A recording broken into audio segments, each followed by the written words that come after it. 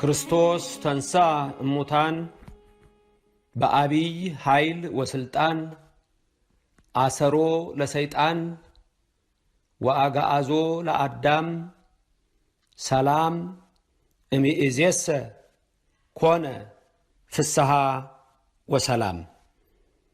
ክርስቶስ ሞትን ድል አድርጎ በታላቅ ኃይልና ግርማ ተነሳ። ከዛች ጊዜ ጀምሮ ሰላም ፍቅር ለሁላችን ተደረገልን። አሁንም ሰላምና ፍቅሩን ባላችሁበት ያድላችሁ። ከመከራ ሥጋ ከመከራ ነፍስ ይሰውራችሁ። ሀብተ ሥጋ ሀብተ ነፍስን ያድላችሁ። ምልዕተ ክብር ምልዕተ ውዳሴ እመብርሃን ወላዲተ አምላክ በምልጃዋ አትለያችሁ አትለየን። የቅዱሳን በረከት ሁሉ ይደርብን። መድኃኒታችን ኢየሱስ ክርስቶስ ከሞት ከተነሳ በኋላ ከትንሣኤ ቀጥሎ ያለው የሳምንቱን የዕለታት ስያሜ አስተምራለሁ። ዛሬ የምናየው ዕለተ ሰኑይ ሰኞ ምን ቤተ ክርስቲያናችን ታስባለች? ምንስ ጌታ ለእኛ ያደረገውን እናስታውሳለን? የምንሰማውን ሁሉ ቃል በልባችን ይጻፍልን። እንግዲህ ክብር ይግባውና በልብ መታሰቡ በቃል መነገሩ ከፍ ከፍ ይበልና መድኃኒታችን ኢየሱስ ክርስቶስ እነሆ በዕለተ እሁድ ሞትን ድል አድርጎ ተነስቶልናል። ጌታ የተነሳባት ዕለት ፋሲካ ትባላለች፣ ትንሣኤ ይባላል። ፋሲካ ማለት መሸጋገር ማለት ነው፣ ደስታ ማለት ነው። እስራኤል ከግብፅ ወጥተው ቀይ ባህርን ተሻክረው ከነዓን የገቡበትን ምስጢር የምናስብበት፣ በቀድሞም ይህን በዓል እንዲያደርጉት ለዘላለማዊ ድህነታችን ምንም አዳምና ሔዋን ከገነት ቢወጡ ተመልሰው ወደ ገነት እንደሚገቡ እርሱ ቀድሞ በነገረን በሐዋርያቱ በነቢያቱ እነሆ በመልእክተኞቹ ሁሉ ባስረዳን ቃል መሰረት እርሱን ፋሲካን እናደርግ ነበረ። ስለዚህም ጌታችን መድኃኒታችን ኢየሱስ ክርስቶስ የሁላችን የፋሲካው በግ በዕለተ ዓርብ ስለ ሁላችን ተሰውቶ በዕለተ እሁድ ተነሳ። ጌታ የተነሳባት ቀን ዕለተ እሁድ ናት። ዕለተ እሁድ ለመነሳቱ መጽሐፍ ቅዱስ ጽፎ አስቀምጦልናል። ስለዚህም ጌታችን መድኃኒታችን ኢየሱስ ክርስቶስ የተነሳባት ዕለተ እሁድ ሰንበት ተብላ ትጠራለች። ቀድሞ በብሉይ ብትታወቅም እችለት ይላል ሊቁ አትናቴዎስ በቅዳሴው ላይ ከዕለታት ሁሉ ታላቅ ቀን የማታልፍ ቀን ዘላለማዊት ቀን ይላታል። ይህችን ዕለት ጌታችን ኢየሱስ ክርስቶስ ከሞት ተነስቶባታል። ዕለተ እሁድ ማለት በግዕዝ ቋንቋ አንድ ማለት ነው። ገና በዘፍጥረት ስትመለከቱ ሰማይና ምድርን ፈጠረ ብሎ አራቱን ባህሪያት የፈጠረበት ቀን ያቺ ዕለተ እሁድ የመጀመሪያዋ ቀን ትባላለች። ስለዚህም በወንጌል ላይ ተጽፎ እንደምታዩት ለምሳሌ የማቴዎስ ወንጌል ምዕራፍ 28 ላይ ጌታ ኢየሱስ የተነሳባት ዕለተ እሁድን ሲናገር እሁድ ሌሊት መግደላዊት ማርያምና ሌላይቱ ማርያም ወደ ኢየሱስ ክርስቶስ መቃብር እንደመጡ ይነግራችኋል። በዮሐንስ ወንጌል ምዕራፍ 20 ላይም ስትመለከቱ ቀጥታ እችን ዕለት ሰንበት ብሎ ይጠራታል። ወበእሁድ ሰንበት መጻት ማርያም መግደላዊት በጽባ ሀበ መቃብር ይላል። ከሳምንቱ በመጀመሪያው ቀን በእሁድ ሰንበት በአማርኛው ላይ እንደተጻፈው መግደላዊት ማርያም ገና ጨለማ ሳለ ማለዳ ወደ መቃብር መጣች ይላል። ስለዚህ ኢየሱስ ክርስቶስ የተነሳባት ዕለት ይህች ዕለት ዕለተ እሁድ፣ ዕለተ ፋሲካ፣ ዕለተ ትንሣኤ፣ ዕለተ ሰንበት ትባላለች። ዛሬ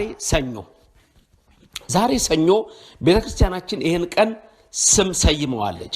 ይሄ ስም ማዕዶት ተብሎ ተሰይሟል። ስለዚህ ዛሬ ሰኞ በዓሉ ምንድን ነው ስንል በቤተ ክርስቲያናችን ማዕዶት ነው። ማዕዶት ማለት ራሱ ምን ማለት ነው? ቃሉ የግዕዝ ነው። ቅዱስ ያሬድ የሚናገረው አለ። ማዕዶትና ፋሲካ ትርጉሙ አንድ ነው። ሽግግር ማለት ነው። ማዕዶት መሻገር ማለት ነው። እስራኤል ከቀይ ባህርን ተሻግረው ከነዓን እንደገቡ እኛ ደግሞ በኢየሱስ ክርስቶስ እነሆ በትንሣኤው ከሲኦል ወጥተን ወደ ገነት የመግባታችን ነው። ይልቁንም ደግሞ አንድ ነገር ልብ በሉ። በብሉይ ዘመን የነበሩ ሰዎች ሁሉ ሲሞቱ ይሄዱ የነበረው ወደ ሲኦል ነው። ለምን? በዘፍጥረት 3 እንደምትመለከቱት ከ20 ጀምራችሁ ስታነቡ ገነት ተዘግታለች። ገነት ተዘግታ የተከፈተችው መቼ ነው? ሉቃስ 24 ስትመለከቱ ከቁጥር 23 ጀምራችሁ ዛሬ ከኔ ጋራ በገነት ትኖራለህ ሲለው ያን በቀኙ የተሰቀለውን ሽፍታ ገነት የዛን ጊዜ ተከፍታለች። ታዲያ ነፍሳት እርግጥ ነው የወጡት ድህነት ያገኙት መጀመሪያ ፈያታዊ ዘየማን ወይም ደግሞ በቀኝ የተሰቀለው ሽፍታ በመጠሪያ ስሙ ጥጦስ ምንም ቀድሞ ከአዳም ቀድሞ ወደ ገነት ቢሄድም እንኳን መድኃኒታችን በዕለተ ዓርብ ነፍሱን በሰጠ ሰዓት ሲኦል ተመዝብራለች። በዛን ጊዜ ቅዱስ ጴጥሮስ የሆነውን ነገር ሲነግረን በአንደኛ ጴጥሮስ ምዕራፍ 3 ቁጥር 18 ላይ ምንድነው የሚለው? በዕለት ሪት ሰማይ ኩከ የተመረጠች ዕለት ናትና ሞተ በስጋ ወሐይወ በመንፈስ ይላል። በስጋ ሞተ በመንፈስና በመለኮቱ ግን ሕያው ሆነ ይላል። ከዛም ምን ይላል? ወደ ወህኒ ሄዶ ወደ ሲኦል ሄዶ በሲኦል ውስጥ ያሉትን ነፍሳት ምን አደረገላቸው? ወሰበከ ሎሙ ግእዛነ ነፃነትን ሰበከላቸው። ምን ብሎ? እለ ውስተ ሲኦል ጻኡ ብሎ በሲኦል ውስጥ ያላችሁ ውጡ ብሎ ነፃነትን ሰበከላቸው ይላል። ስለዚህ እቺ ዕለተ ሰኞን መታሰቢያ የተደረገችው ነፍሳት እነ አብርሃም እነ ይስሐቅ እነ ያዕቆብ ሁሉ በብሉይ የምታውቋቸው ደጋጎቹ ዳዊት ሳይቀር ከጥፋት ውሃ የዳነው ኖህ እነዚህ ሁሉ የሄዱ የነበረው ሲኦል ነው። እርግጥ እሳቱ አያቃጥላቸውም። ለዚህ ምሳሌ ትንቢተ ዳንኤል ምዕራፍ 3 ነው። ትንቢተ ዳንኤል ምዕራፍ 3 ምንድነው ምሳሌው ስትሉ ናቡከደነጾር የባቢሎን ንጉስ በሐቅለ አዱራን ቁመቱ 60 ክንድ የሆነ የደረቱ ስፋት 6 ክንድ የሆነ ጣዖት አቁሞ በወርቅ የተሰራ ስገዱ ቢል አናንያ አዛሪያ ሚሳኤል ዳንኤል ግን አልሰገዱም። አናንያ አዛሪያ ሚሳኤልን ግን ወደ እሳቱ ጣላቸው። እሳቱን እነሆ 49 ክንድ አንድዶ አናንያ አዛሪያ ሚሳኤልን ወደ እሳቱ የጣሏቸው ሰዎች ትንቢተ ዳንኤል 3:27 እሳቱ ለብልቦ ገደላቸው። አናንያ አዛሪያ ሚሳኤልን ግን እሳቱ ውስጥ ገብቶ እንካ እሳቱ አላቃጠላቸውም። ገብርኤል ይጋርዳችሁ ከክፉ ነገር ይሰውራችሁ። ይህን ቃል እየሰማችሁ ያላችሁ አሁን ልብ በሉ። አናንያ አዛሪያ ሚሳኤል እንዳልተቃጠሉ ምንም እነ አብርሃም እነ ይስሐቅ እነ ያዕቆብ እነ ኖህ እነ ሎጥ ደጋግ አባቶቻችን እነ ዳዊት ሌሎቹ የምታውቋቸው እነ ሕዝቅያስ እነዛ ኃያላን እነ ጌዴዎን እነ ሶምሶን እነ ዮፍታሔ እነ አስቴር እነ ዲቦራ እነ ዮዲት እነዚህ ሁሉ የሄዱ የነበረው ወደ ሲኦል ነው። ስለዚህ በዕለተ ዓርብ አደረገው የማዳን ተግባር ግን ነፍሳትን ከሲኦል አወጣ። ሄዶ ወንጌልን ሰበከላቸው። እቺ ዕለት ለዛሬ ሰኞ ተሰይማ ማዕዶት፣ ሽግግር፣ መሻገር፣ ፋሲካ ራሱ ፋሲካው እንዳለ እንደ አንድ እሑድ እስከ በዓለ 50 ስለሚከበር ስሙ ያንን ይዞ ይሄዳል። ቅዱስ ያሬድ አባቶቻችን ቤተክርስቲያን ሊቃውንት ቀድሞ ያለውን ነገር ሰርቶት ሕግ ያደረገለትና ቤተክርስቲያናችን ሕግ ያደረገችው ከዚህ የተነሳ ነው። በዘቦቱ አዶነ እሞት ውስተ ሕይወት በማዕዶቱ በፋሲካው በትንሣኤው በስቅለቱ ነፍሱን በመስጠቱ ከሞት ወደ ሕይወት አሸጋገረን። ከሞት ወደ ሕይወት አሸጋገረን። ስለዚህ አምላካችን ኢየሱስ ክርስቶስ ያደረገልንን ድንቅ ነገር የምናይበት ነው። ትምህርተ ኅቡዓት የሚባል ጸሎት አለ በቤተ ክርስቲያናችን። ይሄም ሰይጣን እንዴት እንደተጨነቀ እንዴት እንደታወከ የሚናገር ጸሎት ነው። እዛ ላይ ምን ይላል? በሞቱ ለሞት ደምሰሶ እምድኅረ ተንሥአ በሳልስት ዕለት። ጌታችን ኢየሱስ ክርስቶስ ቀድሞ ምን ይላል? ተነስቶ ኢየሱስ ከሙታን ተነስቶ ሙታን ተንሲኦ ከሙታን ተነስቶ ከዛ ምን አረገ? ሲኦልን መዘበራት። በሞቱም ሞትን ደመሰሰልን። በሶስተኛው ቀን ሞትን ድል አድርጎ ተነስቶ ደመሰሰልን። ስለዚህ ሞት ተደምስሶልናል። ከትንሣኤ የምናገኘው ሁሉ ነገር ለኔና ለናንተ ነው።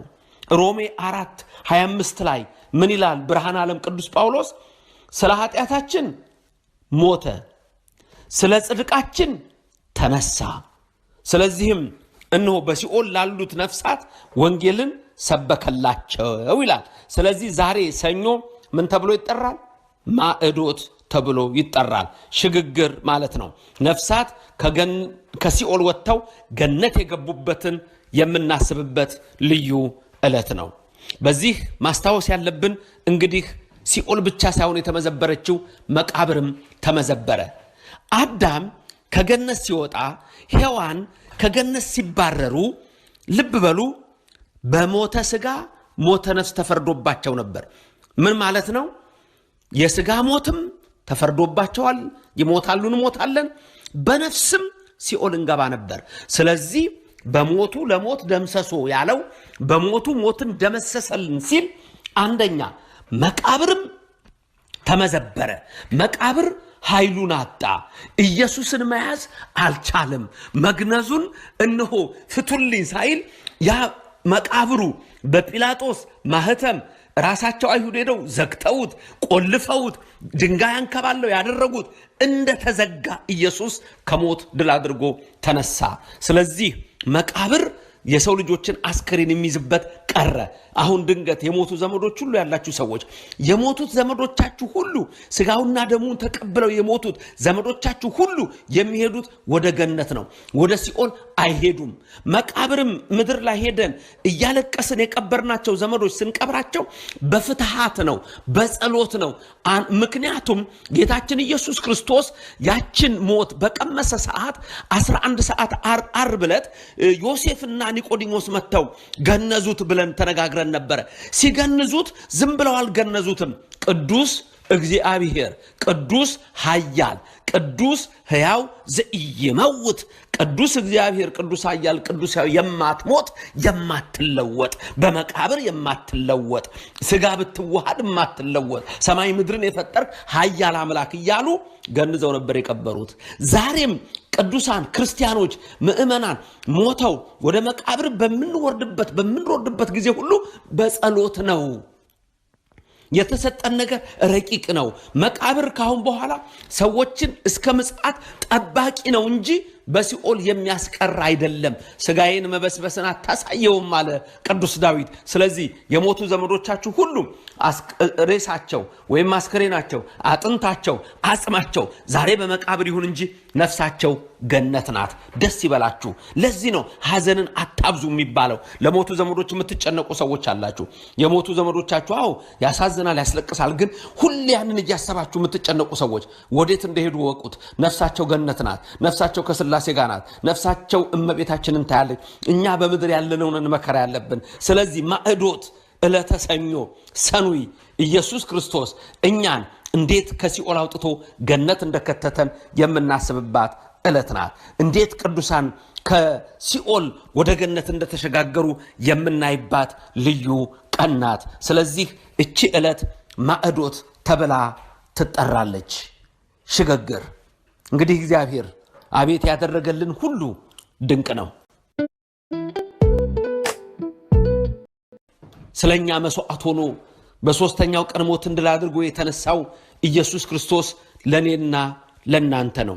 የሞተው ለኃጢአታችን ነው፣ የተነሳው ለጽድቃችን ነው። እንዲህ አይነት እግዚአብሔር አለን። ስለ ጻድቅ የሚሞት ሰው ድንገት ሊገኝ ይሆናል ይላል ሐዋርያው። ስለ ጻድቅ የሚሞት ሰው ድንገት ሊገኝ ይኖር ይችላል። ስለ ኃጥእ ማን ይሞታል አለ። ኢየሱስ ስለኛ ሞተልን። አምላካችን ስለኛ ሞተልን። በዕለተ እሑድ በታላቅ ኃይልና ግርማ ተነሳ። ሌሊት ተነስቶ ድንቅ ነገሩን ገለጠ። ለማርያም መግደላዊት ታየ፣ ለሌሎቹም ማርያም ለተባለችው ለሌሎቹም ሁሉ ታየ። የሚገርማችሁ ግን እዚህ ላይ ከሁሉም ቀድማ ያገኘችው ልክ ሲነሳ እመቤታችን ነበረች። ለስም አጠራሯ ክብር ምስጋና ይግባት። ረድኤቷ ምልጃዋ ከኛ ጋር ይሁን። ምሊተ ክብር ምሊተ ውዳሴ መዝገበ ጸሎት አቁራሪተ መዓት ሰዓሊተ ምሕረት እማምላክ ወላዲተ አምላክ ከሁላችሁ ጋር ትሁን። ሌሊት ይላል እምቦሳ ልጇን አግኝታ ሳመችው ይላል። ስለዚህ መጀመሪያ እሷ አየችው። ከዛ በኋላ ነው እነ ማርያም መግደላዊት ሄዱ። ከዛ በኋላ መቃብሩ ባዶ ነው። ሕያውን ከሙታን መካከል ለምን ትፈልጉታላችሁ? ይሄ ማለት እንንገራችሁ፣ እኔና እናንተም ከሙታን ዘንድ አይደለንም። እኔና እናንተም ከሲኦል ዘንድ አይደለንም። እኔና እናንተንም ለሕይወት የጠራን ኃያል አምላክ ነው። ሰኞ ማዕዶት ይባላል። ነገ ደግሞ እግዚአብሔር አድርሶን በዚህ ላይ እንማማራለን። ለጥያቄዎቻችሁ መልስ የሚለውም በኋላ ላይ ታገኙታላችሁ። የሰማችሁትን ትምህርት ለሌሎች ማዳረስ ግን ግዴታችሁ ነው። ክርስቶስ አምላካችን ከሰማየ ሰማያት ወረደ፣ ሲኦልን መዘበረ፣ ነፍሳችንን አዳነ፣ መቃብርንም ቀደሰው። ዛሬ የሚሞቱ ዘመዶቻችን ሁሉ በተቀደሰው መቃብር፣ በአዲስ መቃብር ያለው እርሱን ነው። በተቀደሰው መቃብር ይገባሉ። ኃያሉ አምላክ ኢየሱስ ክርስቶስ ሁላችንንም በሲኦል አይተወንም። ኃጢአቴ በስቷል፣ በደሌ በስቷል የምትሉ ሰዎች፣ አዎ ሁላችን ኃጢአተኞች ነን፣ ሁላችን በደለኞች ነን፣ ሁላችን ረክሰናል። ኢሳይያስ ነብዩ እንዳለው ቆሽሸናል፣ አድፈናል። ግን በቸርነቱ ነው። በዚህ ሰዓት የሰማነውን ቃል፣ ይሄን ቃል ሰምታችሁ አቡነ ዘበሰማያት ድገሙ። ይቅር በለኝ ነው፣ ይቅር ይለናል። ቸር ነው። እግዚአብሔርን ኃያልነቱን ብቻ አስፈሪነቱን ብቻ በልባችሁ አትሳሉ። ምሕረቱን ሳሉት፣ ቸርነቱን ሳሉት፣ ይቅርባይነቱን ሳሉት።